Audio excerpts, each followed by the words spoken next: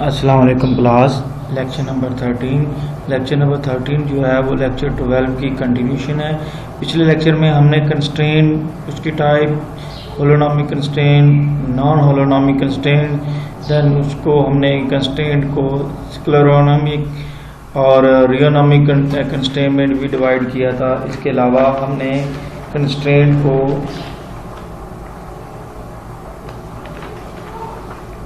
Conservative constraint और dissipative constraint में भी डिवाइड किया था और कुछ उसकी दो हमने एग्जांपल की थी। आज के लेक्चर में हम कुछ मज़ीद एग्जांपल्स करेंगे होलोनॉमिक और नॉन होलोनॉमिक कंस्ट्रेंट की।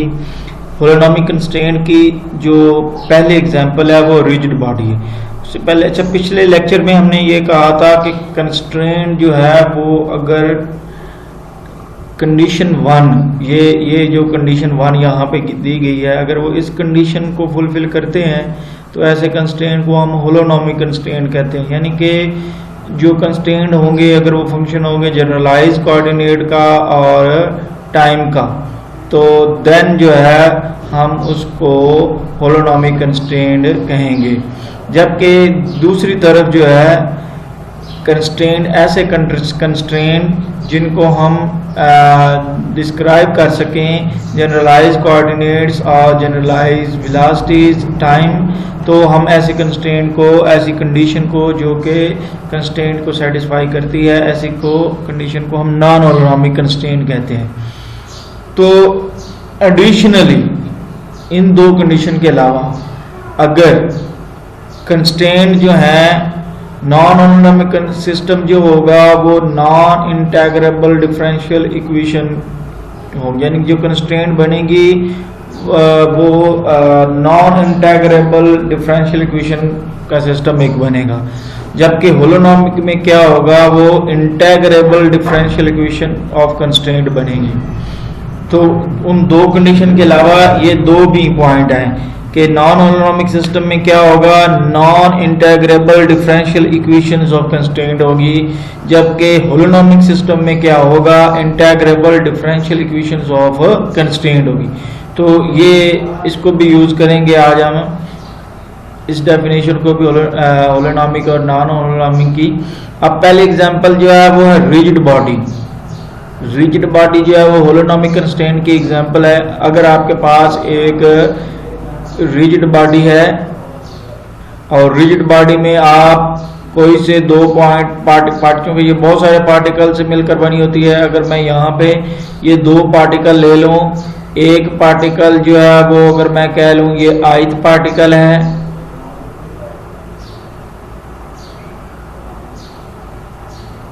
ये ith पार्टिकल है, और दूसरे पार्टिकल को मैं कह दूं ये jth पार्टिकल है। ये दो पार्टिकल मैंने सिलेक्ट किए हैं।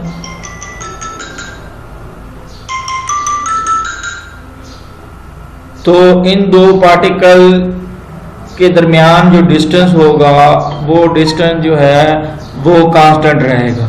ये इसका कंस्ट्रेंट है।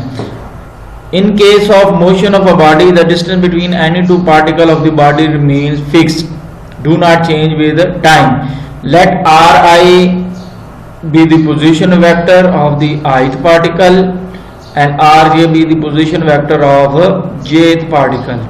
Then the distance between them can be expressed by the condition mod of Ri minus Rj is equal to constant। यानी कि इनके दरमियान जो डिस्टेंस होगा और उसकी अगर आप मैग्नीट्यूड लेंगे तो वो हमेशा जो है वो कांस्टेंट आएगी। ये पार्टिकल के दरमियान हमेशा, क्योंकि ये रिजिड बॉडी है, आप इसके पार्टिकल के दरमियान जो वो डिस्टेंस चेंज नहीं होगा। If xi, yi, zi and xj, yj, zk are the Cartesian coordinates are component of position vector of two said particle. Said particle mean ith or jth particle. Then the constraint will be expressed as given in equation number 4। तो इन particle के दरमियान distance आप निकालेंगे तो वो हमेशा जो है वो कांस्टेंट रहेगा। अब द कंस्ट्रेंट, यहाँ पे ये इक्वेशन नंबर जो है वो 6 आनी चाहिए। तो जो कंस्ट्रेंट इक्वेशन नंबर 6 में गिवन है ये होलोनोमिक भी है और स्क्लेरोनोमिक भी है। तो अब अगले एग्जाम्पल की तरफ बढ़ते हैं हम। अगले एग्जाम्पल में जो है वो है simple pendulum suspended from a rigid body. Simple pendulum के अगर मैं यहाँ पे डायग्राम बनाऊं तो ये मेरे पास एक रिजिड स्पोर्ट होगी उसकी, और इस रिजिड स्पोर्ट से मैंने जो है वो पेंडुलम जो है वो लटकाया हुआ है। इस पेंडुलम की जो लंबाई है वो L है। अब कहता है कि अब कंस्ट्रेंट इस मोशन में क्या होगा। कंस्ट्रेंट इस मोशन में ये है कि जो डिस्टेंस होगा बॉब से पॉइंट ऑफ सस्पेंशन, यानी कि ये पॉइंट ऑफ सस्पेंशन है, यहां से जो बॉब है वहां तक का जो डिस्टेंस होगा वो डिस्टेंस जो है वो फिक्स रहेगा, उसमें विद रिस्पेक्ट टू टाइम जो है वो कोई चेंज नहीं आनी। और thus if r is the position vector of the bob relative to the point of suspension, then the constraint that describe the motion of the bob is given in equation number 7। तो अब इस situation में चूंकि ये distance जो है वो change नहीं होना, वो फिक्स है, with respect to time distance change नहीं होना, तो इसमें जो कंस्ट्रेंट होगा कि जो पोजीशन वेक्टर की मैग्नीट्यूड होगी वो इस बॉब की जो साथ स्ट्रिंग है उसकी सस्पेंशन पॉइंट से जो लेंथ होगी उसके इक्वल होगी। तो ये जो है वो एग्जांपल आ गई होलोनोमिक कंस्ट्रेंट की। This is also the example of holonomic and scleronomic constraint. If the motion is confined to move in a vertical plane, then only q1 is equal to theta, यानी कि angular displacement जो होगी वो sufficient होगी to describe this motion। यानी कि अगर ये पेंडुलम जो है वो इस तरफ मूव करता है तो यहाँ पे जो एंगल बन रहा होगा तो वो सफिशिएंट होगा उसकी मोशन को डिस्क्राइब करने के लिए। इसके बाद अगली एग्जांपल है वो है रोलिंग डिस्क की। ये एग्जांपल जो है वो नॉन होलोनोमिक कंस्ट्रेंट की है।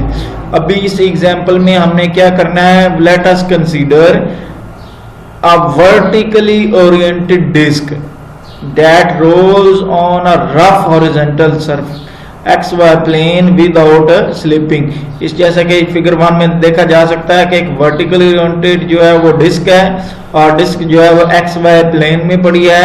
ये डिस्क जो है वो XY प्लेन में रोल करेगी, स्लिप नहीं करेगी। अब यहाँ पे हमारा जो कंस्ट्रेंट होगा वो कंस्ट्रेंट ये होगा कि ये डिस्क जो है वो रोल करेगी विदाउट स्लिपिंग। ये हमारी कंस्ट्रेंट होगी। अब इसकी मोशन को डिस्क्राइब करते हैं। इसकी मोशन हमने तो यहाँ पे वर्टिकली ली है। अभी 2002-2010 में कुछ लोगों ने इस पे रिसर्च पेपर भी पब्लिश किए हैं कि इसकी ओरिएंटेशन को उसने वर्टिकल की बजाय एट सम एंगल रखा, तो उस पे जो है वो रिसर्च आर्टिकल जो है वो पब्लिश हुए हैं। From fig 1 it is seen that ये वाला जो पॉइंट है ये यहाँ से यहाँ पे देखा जा सकता है। ये पॉइंट P0 जो है, ये पॉइंट जो है जो कि डिस्क और XY प्लेन के दरमियान में जहां पे डिस्क जो है XY प्लेन को टच करती है, ये वो वाला पॉइंट है। Theta is the angle between the x axis of the disc and x axis. तो यहाँ पे देखा जा सकता है ये थीटा एंगल है। ये डॉटेड लाइन में ये एक्सिस है जिसके ऊपर जो है वो डिस्क जो है वो रोल करती है और इसके दरमियान जो है वो एंगल जो है वो थीटा बन रहा है। और ये एंगल हमें क्या देता है, orientation of the disc and determine which way the disc roll. अब एक कोऑर्डिनेट रह गया वो है फाई। अब ये फाई क्या है, is the angle of rotation about the axis of the disc. तो ये एंगल ऑफ रोटेशन है डिस्क का। तो ये थी इसकी ज्योमेट्री। अब हम आगे मूव करते हैं। If a is the radius of the disc, the constraint that axis of the disc is perpendicular to the z direction. अब ये एक्सिस ऑफ द डिस्क जो है इसका ये जो है वो z एक्सिस के साथ जो है वो 90 के एंगल पे है। तो इसमें जो वेलोसिटी की जो मैग्नीट्यूड होगी वो जो है वो इक्वेशन नंबर 8 में गिवन है। as the direction of the velocity is perpendicular to the axis of the disk। अब यहाँ पे देखें direction of the velocity is perpendicular to the axis of the disc. तो यहाँ पे ये वेलोसिटी की मैग्नीट्यूड v है, ये वेलोसिटी वेक्टर है और इसकी मैग्नीट्यूड जो है वो v इक्वेशन नंबर 8 में गिवन है। इस वेलोसिटी वेक्टर की जो डायरेक्शन है वो एक्सिस ऑफ डिस्क उसके परपेंडिकुलर है। अब हम क्या करेंगे, इसके कंपोनेंट निकालेंगे, x कंपोनेंट और y कंपोनेंट निकालेंगे। अब x कंपोनेंट जो है वो इक्वेशन नंबर 9 में गिवन है जिसको हमने u वेलोसिटी कहा है, और y कंपोनेंट जो है वो इक्वेशन नंबर 10 में गिवन है। अब इक्वेशन नंबर 8 से वो जो मैग्नीट्यूड है उसकी वैल्यू जो है इक्वेशन नंबर 9 और 10 में पुट करेंगे तो हमारे पास जो है वो रोलिंग डिस्क विदाउट स्लिपिंग के कंस्ट्रेंट आ जाएंगे जिसको हम इन इक्वेशन में रिप्रेजेंट करते हैं।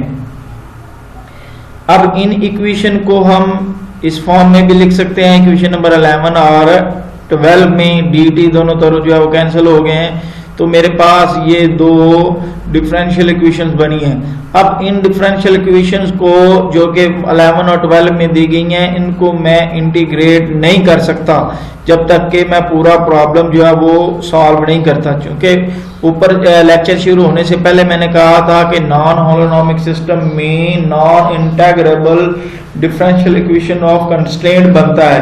अब चूंकि ये non integrable differential equation of constraint है इक्वेशन नंबर 11 और 12, और इनको हम जो है वो एक कंडीशन जो 3 में दी गई है नॉन होलोनोमिक को डिस्क्राइब करने के लिए उसकी मदद से हम इसको डिफाइन कर सकते हैं। तो लिहाजा ये कंस्ट्रेंट जो होंगे नॉन होलोनोमिक होंगे।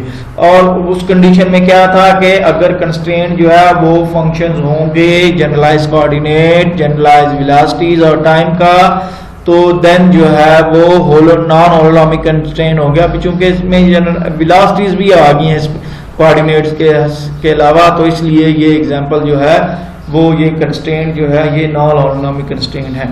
तो ये था आज का लेक्चर।